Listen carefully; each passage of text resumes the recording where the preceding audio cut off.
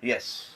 So, ladies and gentlemen, good morning once again. It's 8:10 and 8:05, and you know that I have started today class at 6:45. 6:45 पे मेरी science की class चल रही थी, zoology की class थी, zoology and botany, bio की class थी, and now it's a general study class. Every day we have fixed one component for 2 days, and from Monday, Tuesday, our topic is this is political science, and we are discussing about fundamental rights. Yesterday we discussed about fundamental rights. Okay, they are in the part 3rd of the Indian Constitution, Article 12 to 35, and they are finalized by a committee headed by Sardar Vallabhbhai Patel. He is the Iron Man of the India and the first Home Minister of India.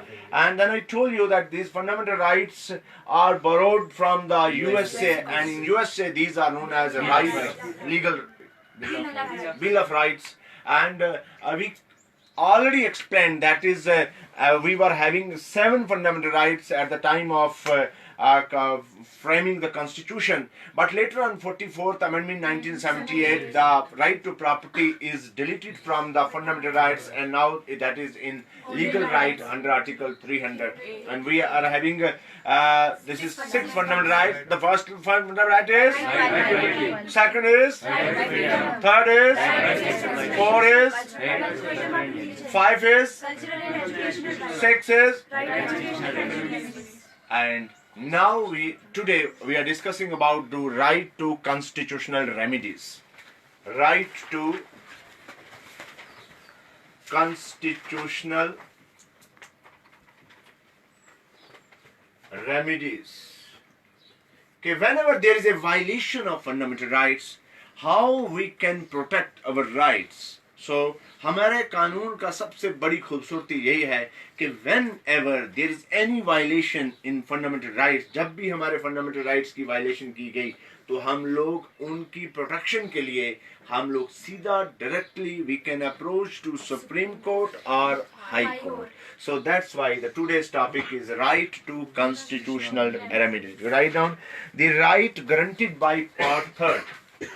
वो right, the rights guaranteed by Part 3rd of the Indian Constitution will prove ineffective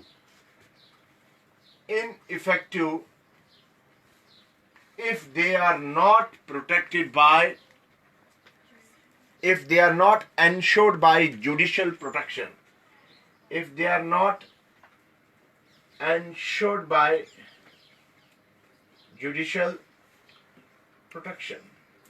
बड़ी खूबसूरत बात कह रहा है कि अगर ये राइट हमको गारंटी दिए गए हैं कि इसमें part 3rd of the constitution article 12 से लेकर 35 में वो इनइफेक्टिव होते अगर एंश्योर्ड ना किया गया हो उनकी प्रोटेक्शन कैसे judicial if they are not ensured by the judicial protection in case of their violation, जब उसकी क्या हो रही होती है violation, in case of their violation.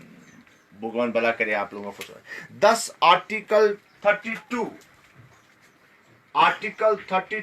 declare it to be, thus article 32 declares it to be fundamental rights of citizens, fundamental rights of citizens to move the courts for the enforcement of the rights. To move the courts for the enforcement of these rights.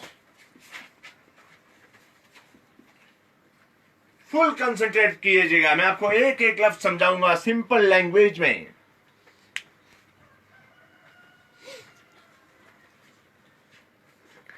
हमने आज के lecture में आपको पढ़ा रहे हैं right to constitutional remedies, and I told you the right which are guaranteed by Part 3rd, Article 12 to 35 of the Indian Constitution will become ineffective if they are not ensured by judicial protection whenever there is any violation of these laws.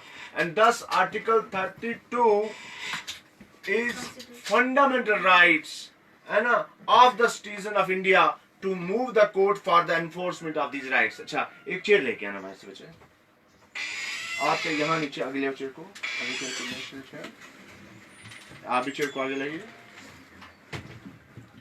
चुनो मनो आप इधर आ जाइए, आप इधर आ जाइए, एक बच्चे एक चेयर लेके आना, आप वहाँ बैठिए।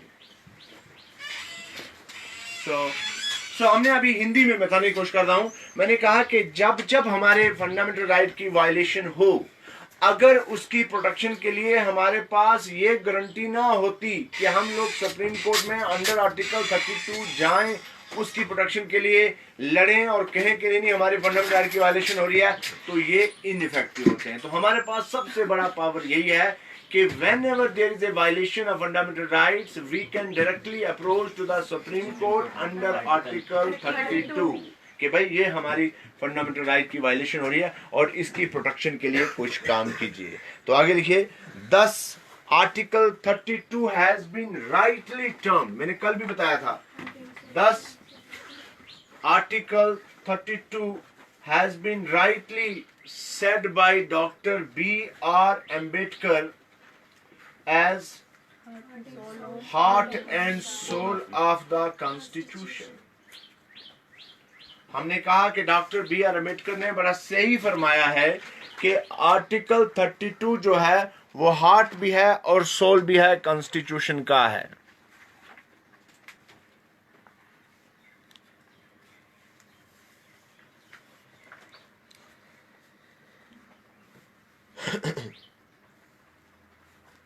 अभी तक आपने अगर ध्यान दिया था तो मैंने क्या दिया कि whenever there is a violation of fundamental rights we can directly approach to the Supreme Court under Article 32 because हमको हमारे कानून ने आज़ादी दी हुई है कि आप जा सकते हैं सुप्रीम कोर्ट में। और इसीलिए doctor B R Ambedkar, who is the founder of the Constitution, who is the head of the Constituent Assembly, and he consider Article 32 and he called 32 article as the heart and the soul of the Constitution। Sir next लिखिएगा point, बड़ा खूबसूरत point है, कहता है the supreme court and high court protect these right in two ways. Supreme court या high court जो है वो प्रोटेक्ट करते हैं इन राइट्स को दो तरीके से। प्रोटेक्ट द, आप पढ़िए बच्चे, protect these rights in two ways. दस सुप्रीम कोर्ट और high court protect these rights in two ways. Number one, by adopting the process of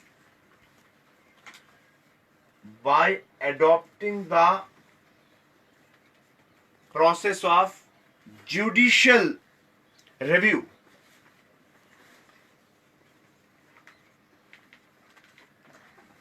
सबसे पहले क्या है? By adopting the process of judicial review, the Supreme Court has power to declare.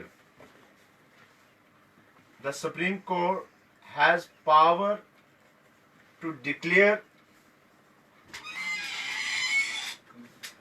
null and void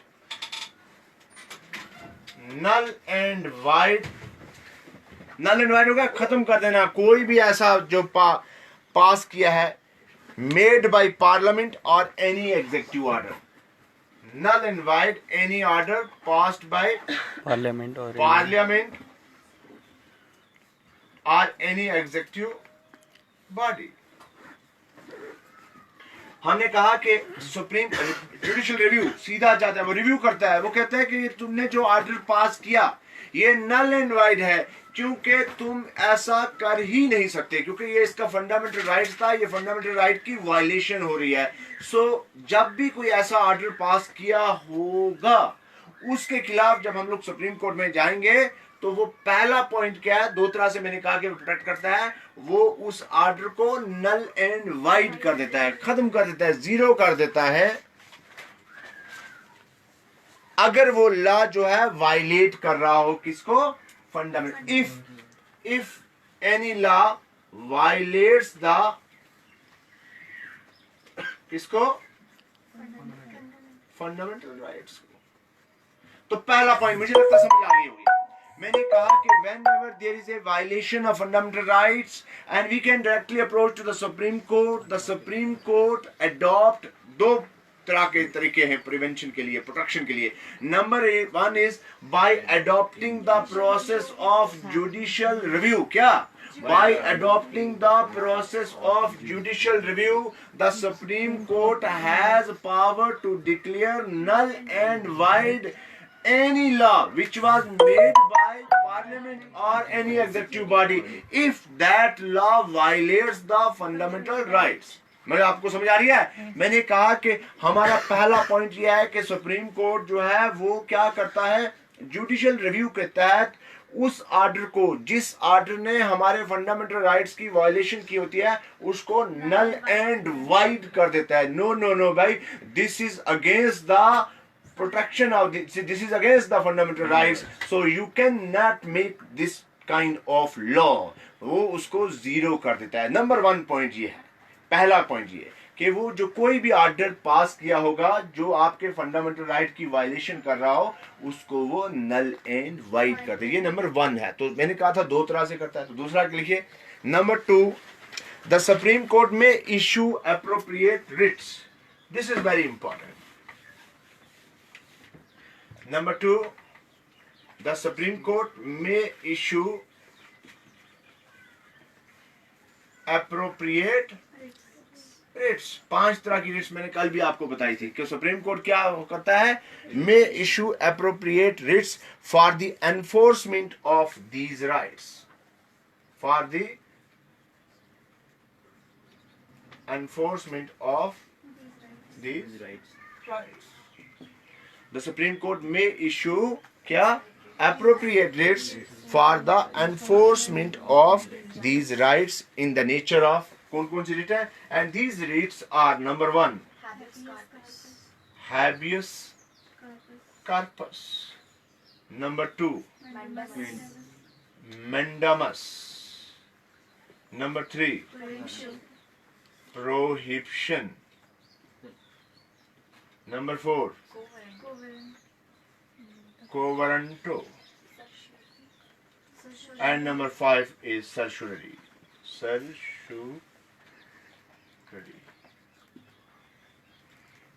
So हमने कहा कि whenever there is a violation, the Supreme Court can protect these fundamental rights by 2 ways. Number 1 is by adopting the judicial review. ठीक है ना, the Supreme Court may null and void any law which is made by Parliament or any executive body if it violates the fundamental rights. दूसरा क्या गया, तो Supreme Court may issue appropriate writs to protect the fundamental rights, and these writs are number 1 क्या कहा आपको सबसे पहले कहा habeas corpus. जोर से बोलिए कौन, जोर से बोलिए कौन. So number 1 writ is habeas corpus. Number 1 is habeas corpus. कौन? Number 2 is mandamus. Number 2 is and number 3rd one is prohibition. Number 3 is prohibition, and number 4 is covenanto. कौन? covenanto. Number 5 is certiorari. चलिए जल्दी लिखिए फिर आगे चलते हैं. So, whenever there is a violation of fundamental rights, we can directly approach to the Supreme Court under Article 32, and the Supreme Court can protect these laws by 2 ways. Number 1, by adopting the judicial review and make any law which was made by the Parliament and executive body which can violate the fundamental rights null and void. And number 2, the Supreme Court may issue appropriate writs to protect these fundamental rights, and these writs are number 1 is habeas corpus. Number 2 is mandamus. Number 3 is number 4 is, number 5 is. I will explain all these things after taking this lemon water. Ladies and gentlemen, it's 8:20 and my class starts at 6:45 से 45 से, तो इसलिए थोड़ा सा energy loss होती है. And because of this is humid temperature we also loss some energy in the form of sweat ना. Sweat के साथ में हमारा सॉल्ट का खास करके लॉस होता है. तो उस वक्त आपको मैं को टेक्निकल पॉइंट बता रहा हूँ, आपको वाटर बहुत ज़्यादा लेना चाहिए. क्योंकि आपकी बॉडी के अंदर पानी की कमी हो जाती है। और this sweating is very essential to maintain the body temperature. We are homeothermic, we are able to maintain our body temperature. और इसलिए गर्मियों में बहुत ज़्यादा स्वेटिंग होती है, वो इसलिए होती है ताकि तेज़ी से आपके बॉडी टेम्परेचर में ज़्यादा हीट ना होने दें, उस हीट को लॉस करते हैं। लेकिन उस हीट के साथ साथ में आपके बहुत सारे सॉल्ट का भी लॉस होता है। तो उन सब को, सॉल्ट को आप मेंटेन करने के लिए, वाटर के अमाउंट को मेंटेन करने के लिए you can consume lot of water. चलिए आप पढ़िए पढ़िए फटाफट, चलिए जल्दी करिए।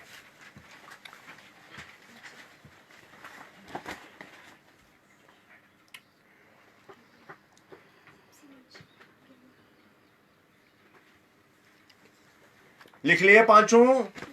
What is the name of first law? First, second, 5. So right on number 1, this is habeas corpus। सबसे पहला habeas corpus के किसी भी आदमी को आपने डिटेन करके रखा है, किसी भी आदमी को डिटेन करके रखा है। मैंने इसको, खड़ा हो जरा, मैंने इसको डिटेन कर लिया, इधर पकड़ा दिया, हवालात में ढोक दिया और मैं सीधा चला गया। ये गया प्रोटेक्शन के लिए कहा सुप्रीम कोर्ट में कि सर हमारा बंदा इसने डिटेन किया है। तो कोर्ट कहता है कि इस बंदे का डिटेन करने का वजह बताओ, और साथ में कहता है हैबियस कॉर्पस का मतलब होता है टू हैव अ पर्सन, उस बंदे को यहां मेरे सामने लाओ और उसकी डिटेंशन की वजह बताओ। सो ये प्रोटेक्शन में आता है। So number 1 habeas corpus. Habeas corpus, भगवान भला करे। लिखिए, the court makes order to produce a detainee, produce a detainee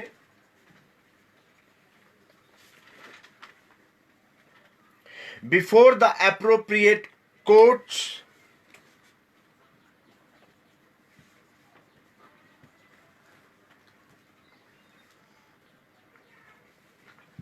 to appropriate courts so that the legality or otherwise his detention may be ascertained।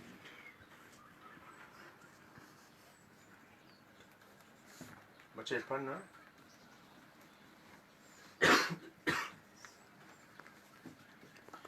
हमने क्या कहा habeas corpus में? हमने कहा कि द कोर्ट क्या कहता है? मेक एन ऑर्डर, बंदों को जिन्होंने उसको डिटेन किया है कि प्रोड्यूस कीजिए उसको यहीं पे before the appropriate court so that the legality और अदरवाइज हिज डिटेंशन में बी असर्टेन, कि उसका जो लीगलिटी और उसका डिटेंशन का कारण जो है वो हमको पता चल सके। लेकिन साथ में हैबियस कॉर्पस का अप्रोप्रिएट अगर मीनिंग देखें तो उसका मतलब होता है टू हैव अ पर्सन, के बंदे को यहां हमारे सामने लाइए। Habeas corpus, this is the most important writ भाई। अगर किसी बंदे को डिटेन किया गया है, आप सुप्रीम कोर्ट में जा सकते हैं कि हमारे बंदे को किसी ने किडनैप किया है, डिटेन किया है, पकड़ के रखा है, कि वो बंदा हमारा इलीगली उसको डिटेन किया हुआ है, तो उसको ला सकते हैं। हालांकि अब हमारे यहाँ अफसा है या पीएसए है, वहां पे अलग से है, वहां आपको कोर्ट में भी प्रोड्यूस नहीं करना पड़ता। जनरली किसी को भी आप डिटेन करेंगे, अरेस्ट करेंगे, तो आपको विद इन 24 आवर जो है वो जुडिशियल मजिस्ट्रेट के सामने पेश करना पड़ता है। एक्सेप्ट जो अफसा जो है यहाँ पे इंडिया में, जो जम्मू कश्मीर में लगा हुआ है, यहाँ तो जरूरी नहीं है, काफी देर तक आप उसके बताने के बगैर आप उसको रख सकते हो। बट जब मैं बोल रहा हूँ हैबियस कॉर्पस, तो मैंने सबसे पहले रिट कहा कि whenever there is a violation in fundamental rights, कि आपने किसी भी बंदे को इलीगली डिटेन किया है, तो हम लोग सुप्रीम कोर्ट में जाएंगे, सुप्रीम कोर्ट ऑर्डर इशू करेगा कि भाई produce a detainee before the appropriate court and also show its legality और otherwise its detention should be ascertained। एक बार पढ़ लीजिए इसको, फिर आगे चलते हैं। और इसका मोस्ट इंपॉर्टेंट क्या है? To have a person.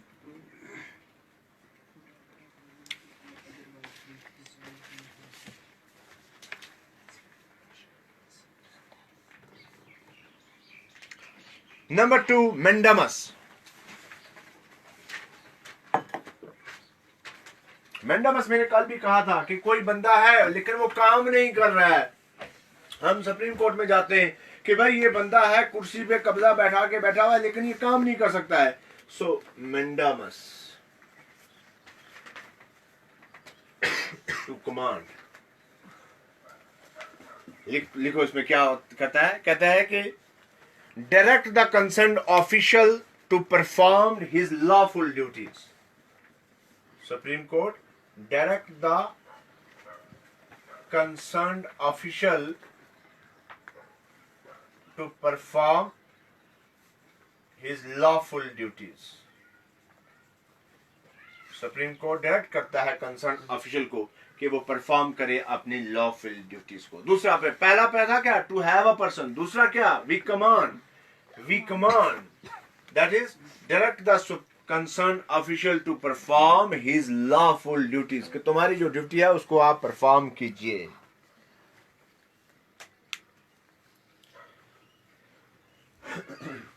Number 3, prohibition.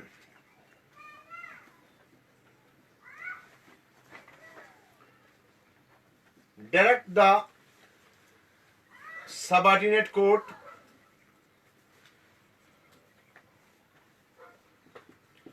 to stop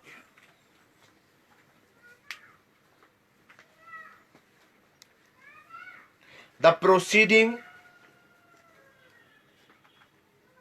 which are beyond the jurisdiction of lower court. Beyond the jurisdiction of lower court. हमने देखा प्रोहिबिशन में क्या हो गया कि डायरेक्ट द लोअर कोर्ट और subordinate court to stop the proceeding which are beyond the jurisdiction of your court. कि भाई तुम्हारे कोर्ट की जुरिडिक्शन ही नहीं है, तुम्हारे पास ये पावर नहीं है ये केस सुनने के लिए, इसलिए जो तुम केस सुन रहे हो उसको वहीं पे रोक दीजिए. प्रोहिबिशन में क्या हो गया कि issued by high court against subordinate court directing the latter not to proceed with the matter which are beyond the jurisdiction of lower court. Next क्या है? quo warranto. अब मैंने कल कहा था कि जबरदस्ती किसी कुर्सी पे कब्जा बना के बैठा हुआ है. ये क्या हो गया कि एक आदमी not eligible for that particular post और जाके उस पे उसकी अपॉइंटमेंट हो गया या उसने कब्जा कर लिया है तो उसको इशू करता है कोर्ट. चलिए लिखिए कि issued against a person, issued against a person who has unlawfully occupied a post. Unlawfully occupied a post which is for which he is not eligible. For which he is not eligible. For which he is not eligible. quo warranto क्या हो गया कि issued by High Court or Supreme Court against a person who has unlawfully occupied a post for which he is not eligible. quo warranto क्या है? Issued against a person who has unlawfully occupied a post for which he is not eligible. Prohibition direct the subordinate court to stop the proceeding which is against your jurisdiction. Mandamus direct the concerned official to perform his lawful duties. And then habeas corpus to have a person के direct the concern के to produce a person which is detained by you and show its legality that why he is detained. But person को हमारे पास लेके आ. और last में क्या था हमारा? certiorari. Certiorari, that is direct the subordinate court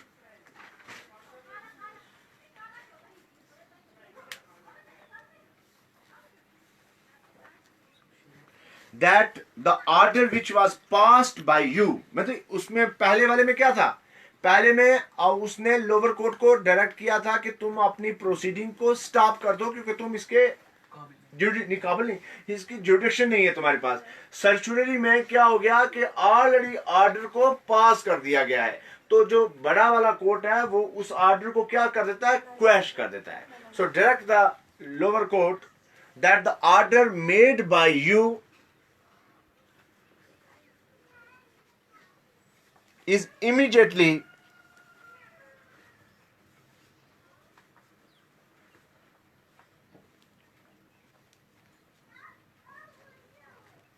considered as a null and void as it was not fall in under your jurisdiction. It was not fall under your jurisdiction. ये तुम्हारी jurisdiction में fall नहीं कर रहा था, इसलिए हमने उस order को quash कर दिया. Quashing the order which was passed by the subordinate court as it was not fall under the jurisdiction of lower court. So, अब मैं आपको पूरे 5 के 5 मिनट अभी आज जो आपका लेक्चर अभी तक दिया मैंने आपको, लिसन मी केयरफुली. मैंने आज आपसे जब स्टार्ट किया लेक्चर को तो मैंने कहा कि आज हम लोग फंडामेंटल रेमेडीज की बात करेंगे, कॉन्स्टिट्यूशनल रेमेडीज की. तो मैंने कह दिया कि ये जो फंडामेंटल राइट्स हैं ये इनइफेक्टिव होते अगर इनकी वायलेशन पे इनके प्रोटेक्शन के लिए कोई कोर्ट ना आता. तो हमारे पास आर्टिकल 32 है जो हमको गारंटी देता है कि जब भी कोई फंडामेंटल राइट की वायलेशन हो तो आप लोग सुप्रीम कोर्ट में जा सकते हैं. और सुप्रीम कोर्ट दो तरह से इस हमारे फंडामेंटल राइट्स की प्रोटेक्शन करता है. पहले मैंने कह दिया क्या कि bye adopting the judicial review, कि वो ऑर्डर जो कोई पास किया हो गवर्नमेंट ने या किसी एग्जीक्यूटिव बॉडी ने उसको नल एंड वाइड कर देता है कि भाई this is against the fundamental rights और this is a violation of fundamental rights, तो हम लोग उसमें करते हैं. दूसरा कहा कि हम लोग क्या करते हैं कि जब सुप्रीम कोर्ट में क्या करते हैं कि जाते हैं कि भाई ये वायलेशन हो रही है तो सुप्रीम कोर्ट इशू करता है 5 डिफरेंट टाइप्स की रिट्स जो कि हमारे डिफरेंट तरह के फंडामेंटल राइट्स की प्रोटेक्शन में मदद करते हैं. और रिट्स कौन सी थी? नंबर 1 मैंने आप लोगों को हैबियस कॉर्पस कहा. हैबियस कॉर्पस का मतलब ये होता है कि टू हैव अ पर्सन, कि the person which was detained by you, just उसको लाइए हमारे कोर्ट में और उसकी लीगलिटी हमको शो कीजिए कि आपने किस बेस पे उसको डिटेन किया गया है. नंबर 2 आपको मैंने बता दिया मेंडमस. मैंने कहा कि वी कमांड, इसका मतलब है कि भाई वो बंदा जो ड्यूटी नहीं दे रहा तो कोर्ट कहता है कि direct the concern official to perform his duties lawfully. Lawfully word use किया गया कि ये नहीं कि परफॉर्म ड्यूटी आके बैठे और खूब पैसे जैसे कमाए. नो, जो उसको ड्यूटी असाइन की गई है वो कीजिए. तीसरा मैंने प्रोहिबिशन बताया. मैंने कहा कि जब कोई बड़े छोटे वाला कोर्ट जो है कोई ऐसी प्रोसीडिंग कर रहा है जो उसकी जुरिडिक्शन में नहीं है तो हम लोग सुप्रीम कोर्ट में जाते हैं कि भाई ये कोर्ट जो सुन रहा है केस ये जुरिडिक्शन इसकी नहीं है, तो वो डायरेक्ट करता है सबऑर्डिनेट कोर्ट को कि भाई स्टॉप कर दीजिए प्रोसीडिंग को और केस को हमारे पास भेज दीजिए because this is not fall under your jurisdiction. Then मैंने आपको बताया सर्चुलरी में कहा कि नीचे वाले कोर्ट ने कोई डिसीजन ले लिया है, ऑर्डर पास कर दिया है, लेकिन हम सुप्रीम कोर्ट में जाते हैं, हम कहते हैं कि भाई ये the order passed by the lower court that was not fall under his jurisdiction. तो सुप्रीम कोर्ट वाकई उसको सीरियसली लेता है और इशू करता है ऑर्डर, क्वैश कर देता है उस ऑर्डर को which was passed by the subordinate court और कहता है कि ये तुम्हारी जुरिस्डिक्शन में नहीं था. और 5वां मैंने आप लोगों को क्या बताया था? को वारंटो, कि कोई आदमी अनलॉफुली किसी भी पोस्ट पे जाके कब्जा करके बैठा हुआ है, जिस पोस्ट के लिए वो क्या था, वो एलिजिबल नहीं था, तो उसको रिमूव किया जाता है. तो ये 5 रिट्स मैंने आज आप लोगों को बताई जो हमारे फंडामेंटल राइट्स की प्रोटेक्शन में बहुत बड़ा रोल प्ले करती हैं. जल्दी जल्दी पढ़िए, फिर हम लोग आर्टिकल्स में आएंगे. जल्दी से एक बार पढ़ लीजिए इसको.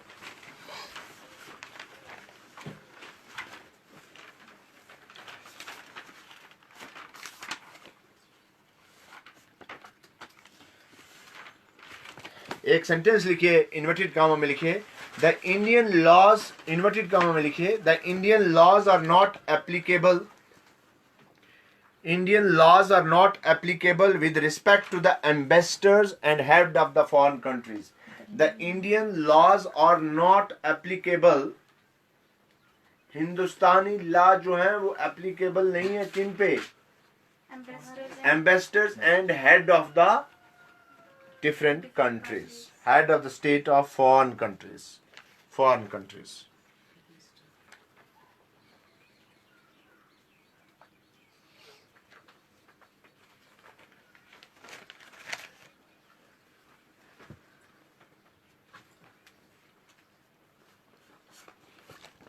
सो ये थी आपका फंडामेंटल राइट्स और फंडामेंटल राइट्स की प्रोटेक्शन के लिए डिफरेंट लॉज जो रिट्स जो इशू करता है सुप्रीम कोर्ट में. इसीलिए rightly said by doctor B R Ambedkar article 32 is the heart and soul of the constitution. So next is articles. Fundamental rights के आर्टिकल्स को डिस्क्राइब करने जा रहे हैं. सो दीज आर पार्ट कौन सा था? Part third. आर्टिकल कितने थे? 12 से लेकर 35 तक थे। तो इनमें हम लोग आपको बताने जा रहे हैं। सो आर्टिकल नंबर 1 कौन सा था? This is 12। It defines states.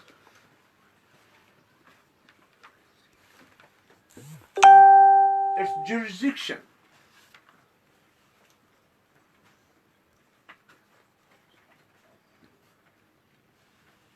State mean country, पूरा कंट्री को डिस्क्राइब करता है।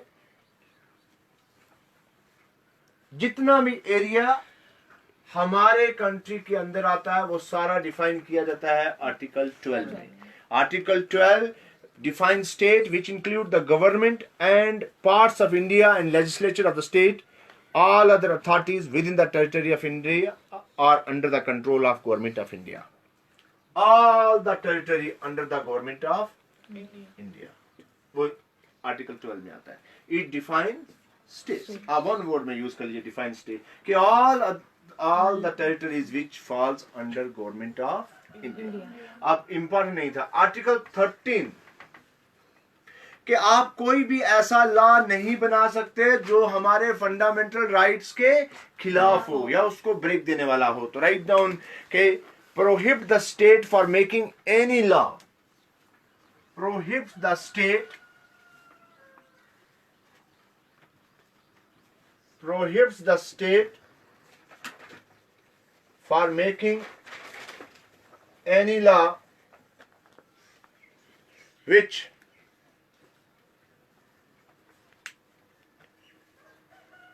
abride or abriding the rights in part 3rd, taking away or abriding the rights of part 3rd। कि कोई ऐसा लॉ नहीं बना सकते जो हमारे फंडामेंटल राइट्स को हमसे छीन ले या उसके खिलाफ हो। ऐसा कोई लॉ आप नहीं बना सकते। मार्कर कहाँ रख दिया मैंने? अच्छा ये है। सेकंड यूनिट होगी क्या? Prohibit the state for making any law taking away और abriding the right in part 3rd। अब जो सबसे इंपॉर्टेंट है, पहले आर्टिकल 12 क्या हो गया? आर्टिकल 12 डिफाइन करता है किसको? स्टेट को। स्टेट का मतलब जम्मू कश्मीर नहीं, पूरे इंडिया को, कि गवर्नमेंट ऑफ इंडिया के अंडर जो भी एरिया आता है उसको डिफाइन करते हैं आर्टिकल 12 में। आर्टिकल 13 क्या था? कि कोई भी ऐसा लॉ नहीं बना सकते जो हमारे फंडामेंटल राइट्स के खिलाफ हो या उसको हमसे छीन लिया जाए। आर्टिकल 14 बहुत इंपॉर्टेंट लॉ है। इक्वल बिफोर द लॉ, सभी इक्वल हैं, इक्वल लोग हैं लॉ के। Exceptions are always there. President और गवर्नर को कुछ पावर दिए गए हैं, दे आर प्राउड टू ना सम जो केसेस में, बाकी सारे के सारे, चाहे वो अमीर है, गरीब है ना, बूढ़ा है, नौजवान है, वो मर्द है, लड़की है, लड़का है, सबको इक्वल जो राइट्स दिए गए हैं। Exceptions are always there. So लिखिए आर्टिकल 14, ये दिस इज इंपॉर्टेंट, मैं आपको एक्सप्लेन करने की। कहता है कि राइट टू इक्वलिटी, इसका मतलब ही क्या है? Right to equality, that is equality before law.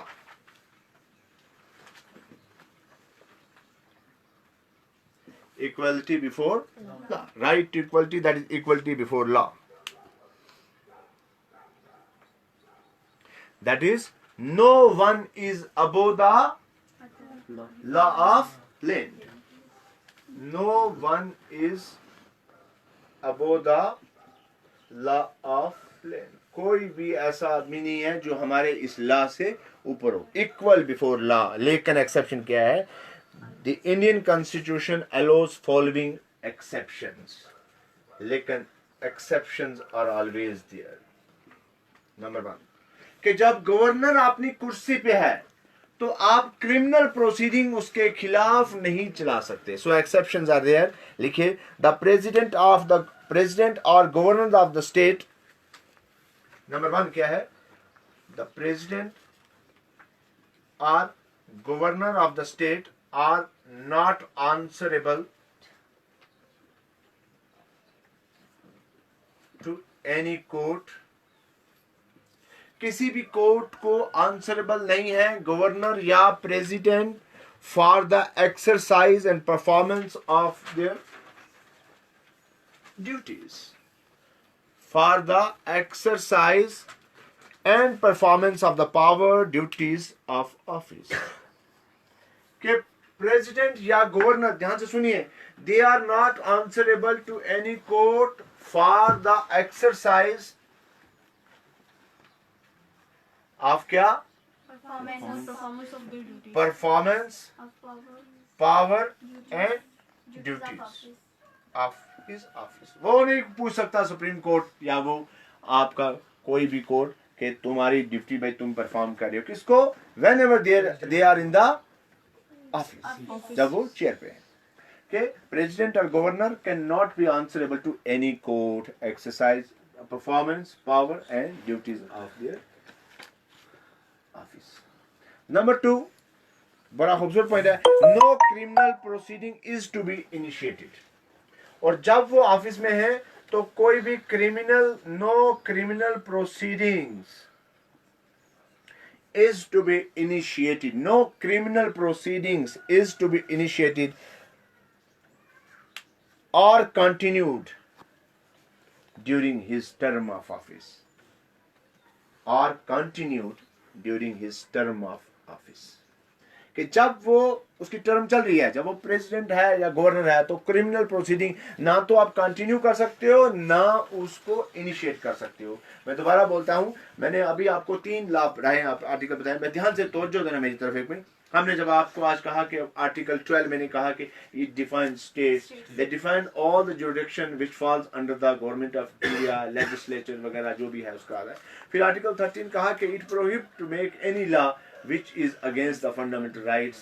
और तीसरा मैंने कहा article 14, this is equality before law, right to equality and equality before law, that is no one is above the law of land. और फिर लगे हाथ मैंने कह दिया कि लेकिन exceptions are always there. मैंने 2 लोगों को एक्सेप्ट किया. मैंने अब तो गवर्नर बन जाइए या तो प्रेसिडेंट बन जाइए, मुझे अगर गवर्नर ही बना दें तो वही बड़ी बात है, तो मैं भी चलता रहूंगा. तो कहते हैं कि आप जब गवर्नर हैं या प्रेसिडेंट हैं तो you are not answerable to any court about your performance, about your power, about your duty, है ना, जब आप पावर में. और दूसरे प्रेसिडेंट और गवर्नर दोनों के लिए. और दूसरे नंबर पर कहता है कि no criminal proceeding is initiated और continued during his office term. नहीं समझाइए आपको क्या? कोई भी मतलब उन पे वो नहीं होगा, कोई भी कोई आंसर पर नहीं होगा किसी भी किसी कोर्ट जब तक कि वो अपने ऑफिस में. याद रखिए लेडीज एंड जेंटलमैन, गवर्नर जो है वो प्लेजर ऑफ द प्रेसिडेंट है. जब उसको वो रखना चाहें होम मिनिस्टर रिकमेंड करते हैं और प्रेसिडेंट उसको हटा सकते हैं. लेकिन प्रेसिडेंट की टर्म 5 ईयर के लिए है. लेकिन प्रेसिडेंट को हटाया जा सकता है इम्पीचमेंट, 2/3 मेजोरिटी जो है पार्लियामेंट में अगर वो पास ये तो तब प्रेसिडेंट को हटाया जा सकता है. प्रेसिडेंट या जजेस जो हैं हाई कोर्ट के, उनको हटाया जा सकता है सुप्रीम कोर्ट के इम्पीचमेंट के तहत. अदरवाइज आप उसको नहीं हटा सकते हैं. और हमारे यहाँ तो because in India this is A parliamentary system ना, तो पावर सारे पार्लियामेंट के पास होते हैं. साइनिंग अथॉरिटी कहते हैं प्रेसिडेंट को. हमारा तो ब्रिटिश की तरह, जैसे ब्रिटिश का पार्लियामेंट्री सिस्टम है तो हमारा भी British nominal executive, nominal president is nominal executive. और जो भगवान भला करे यूएस का है वहाँ पे प्रेसिडेंशियल सिस्टम, रियल एग्जीक्यूटिव वहाँ पे मुश्किल होता है. यहाँ हमारे यहाँ तो प्रेसिडेंट के पास सिर्फ एक ही पावर है. कौन सा? साइन करना. Pocket veto. President is having only one big power, this is pocket veto. के प्रेसिडेंट जितनी देर तक किसी चीज को रखना चाहे रख सकते हैं. साइन नहीं रखना चाहे रख सकते हैं. एक बार वापस करेंगे, दोबारा पास करके पार्लियामेंट ने दिया तो करना ही करना है विदिन 40 और करना ही करना है. लेकिन अगर नहीं करना तो उसको रोकिए, लेकिन करना पड़ता है. क्योंकि मैंने पहले ही कह दिया था कि पार्लियामेंट जो है सिस्टम हमारे इंडिया की वो ज़्यादा पावरफुल है. इंडिया में जुडिशरी पावरफुल है, डेमोक्रेसी है. हालांकि आजकल बहुत सारे इस पे सवाल भी उठ रहे हैं. मैं तो बोलूँगा नहीं. Anyway, भगवान भला करे आप लोगों का। तो हमने क्या कर दिया, 3 आर्टिकल बताए, 12 आर्टिकल जो क्या करता है, डिफाइन करता है किसको, स्टेट्स को। 13 आर्टिकल, कोई आर्टिकल ऐसा लॉ नहीं बना सकते जो कि हमारे फंडामेंटल के खिलाफ हो। थर्ड वन क्या, right to equality, equality before law, no one is above the law of land, exceptions are always there, कि जब प्रेसिडेंट और गवर्नर पावर में है, they are not answerable to any court about their performance, about their duties, है ना। और तीसरे number पर कहा कि कोई क्रिमिनल प्रोसीडिंग आप नहीं चला सकते हैं प्रेसिडेंट या गवर्नर के खिलाफ जब वो क्या हूँ, जब वो नौकरी कर रहे हो, क्या कर रहे हो, तनख्वाह कितनी है गवर्नर और प्रेसिडेंट की? सब इंक्रीज हो गया सर। कितनी है? लेडीज एंड जेंटलमैन, अगर कोई वहां पे हमारे साथ जुड़ा हुआ है तो आप हमको सैलरी बताइए, what is the salary of, it's a fix salary, और या जैसे कि हम लोगों का पूरा डीए में वगैरह मिलता है, बताइए what is the salary of president and governor?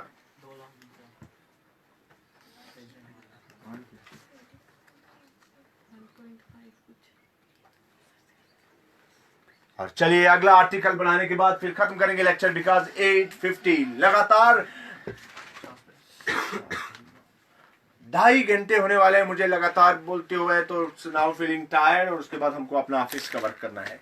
Article 15 पे हम लोग रोक रहे हैं। आर्टिकल 15 बड़ा खूबसूरत आर्टिकल है, write down article 15, available only to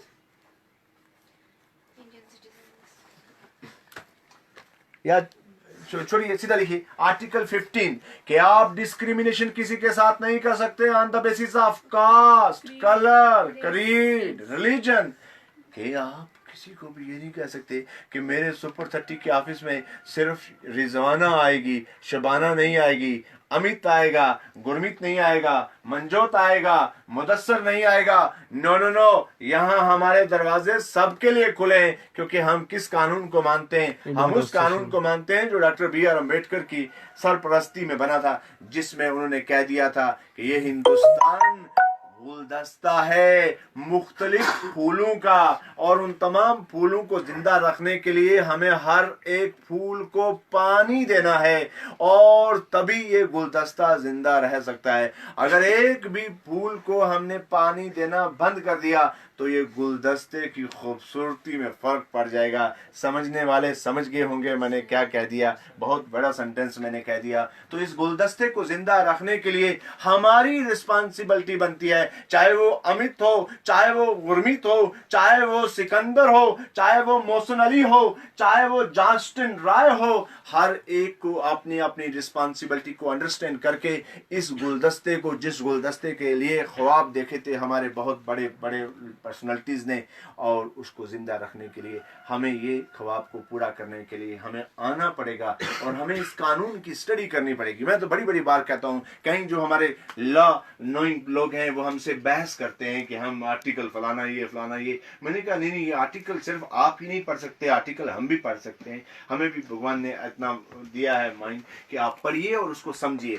तो हमें कानून को पढ़ने की जरूरत है। हिंदुस्तान का कानून ऐसा है, इसीलिए कहा था कि big democratic socialist secular Republic country है हमारी, जिसमें हम सब लोगों को मिल के काम करना है। इसीलिए आर्टिकल 15 जो बहुत खूबसूरत आर्टिकल है, मैंने कहा था कि no one is discriminated on the basis of caste, colour, creed, religion, upper lower, है ना, गांव शहर, किसी के बेस पे भी आप लोग किसी के साथ डिस्क्रिमिनेशन नहीं कर सकते। मैं भी खड़ा हो सकता हूँ और ये भी लड़ सकता है मेरे साथ, ये तो डिपेंड करता है कौन जीतेगा। जो जीत गया वो सिकंदर। सो ये right down article 15, it prohibits discrimination by the state, it prohibits, article 15 prohibits discrimination by the state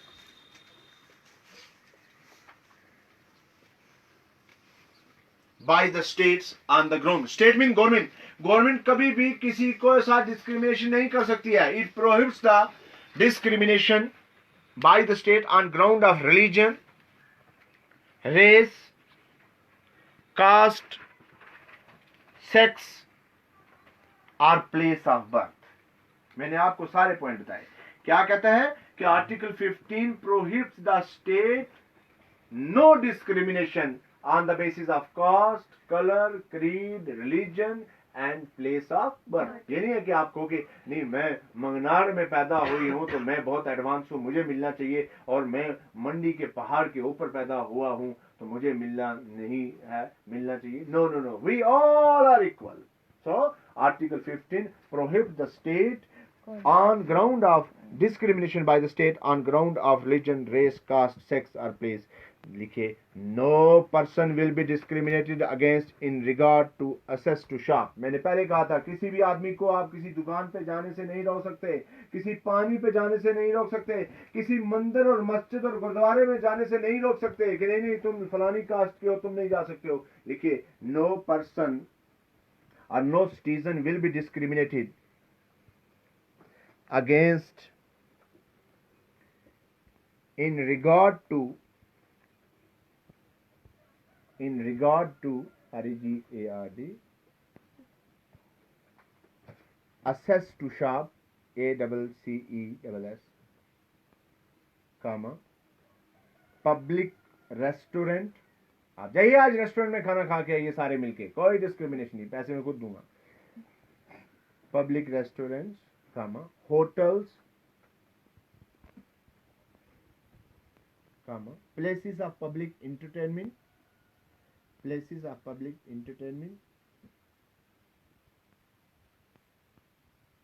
use of well tanks and ponds।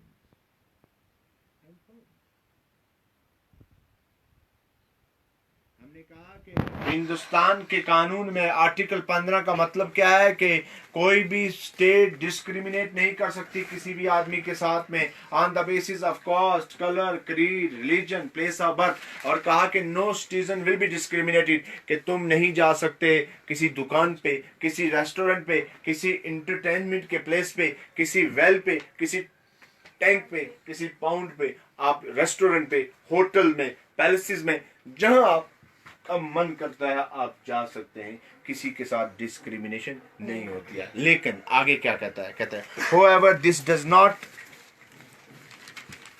prevent the state। लेकिन कहता है कि स्पेशल प्रोविजन जो है ना वीमेन के लिए या चिल्ड्रन के लिए ऐसा है कि कई जगह पे हम लोग सिर्फ अलो करते हैं कि यहाँ सिर्फ औरतें जाएंगी, यहाँ सिर्फ बच्चे जाएंगे। however this does not prevent the state from making any special provisions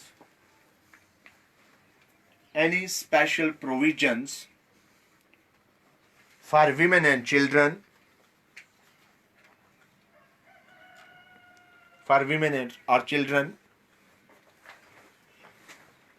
or for the advancement of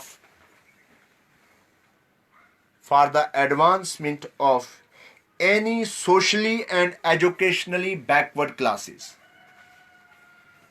or for the advancement of any socially and educationally backward classes, for example SC, ST, OBC, etc. Educationally backward classes, for example SC, ST, OBC, etc.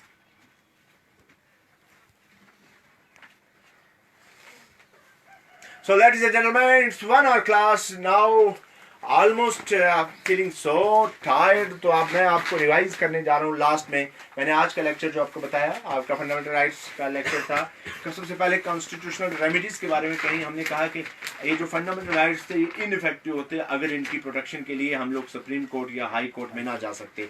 तो उसने कहा कि article 32 guarantee देता है हम लोगों को कि whenever there is a violation of fundamental rights you can directly approach to the Supreme Court and then Supreme Court can protect these rights by 2 ways। Number 1, by adopting the judicial review, कि whenever there is a law which was against the fundamental rights उसको null and void कर देता है, which was made by the government or any executive bodies। दूसरे number पर कहा कि the Supreme Court may issue 5 writs, appropriate writs against any type of the fundamental right violation and these rights are मैंने कहा writs are number 1 habeas corpus। कहा कि भाई बंदे को लाओ इधर हमारे सामने कि आपने जिसको डिटेन किया है उसकी लीगलिटी बताओ। दूसरे नंबर पर मैंने कहा क्या मैंडमस, कहा कि भाई ये जो बंदा काम कर रहा है इसको कहा कि तू अपनी ऑफिशियल ड्यूटी लॉफुल ड्यूटी बताइए। तीसरा बताया क्या कोवरेंटो, कि तुमने ये जो कब्जा करके रखा है कुर्सी पे, इसके काबिल तुम नहीं थे, आपने एलिजिबिलिटी नहीं है। तीसरा कहा प्रोहिबिशन, कि तुम जो कोर्ट सुन रहे हो, छोटे वाले कोर्ट, तुम जो केस सुन रहे हो, इसको तुम्हारी जुडिक्शन नहीं है, तुम इसको स्टॉप कर दीजिए प्रोसीडिंग। फिर सर्शुलरी, कि तुमने जो सुन लिया और डिसीजन ले लिया, इसको हम लोग क्रैश करते हैं क्योंकि तुम्हारी जुडिक्शन में ये नहीं था।